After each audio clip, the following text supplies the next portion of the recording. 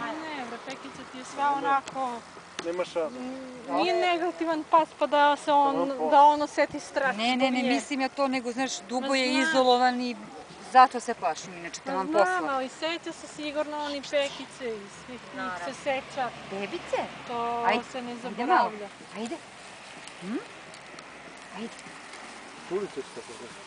Ajde idemo. Opet kako? Bravo, pekice. Oni ne gleda pekice. Traži zdravo. Samo da znaš sve što pričaš čuće se na YouTube. Pošto snimam. I ja mudro ćutim. Ja kažem. Eno, možeš i pekicu da plaćeš. Nemojte u toj situaciji. Pa dobro da bar znamo, da se zna na kog se odnosi. Šalim se. Trava. Poznata na YouTube. Ima neko ko snima. Pa to bi ovo je tabro, zavrlo se. Tu se trava i peka.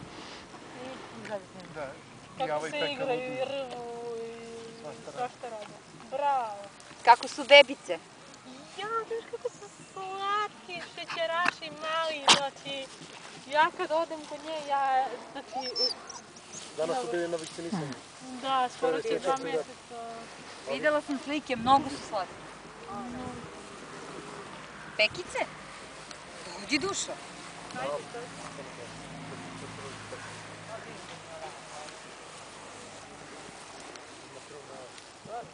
On mudro kulira pekicu. To sad mu ne poznato. Je malo, već? Dižimo.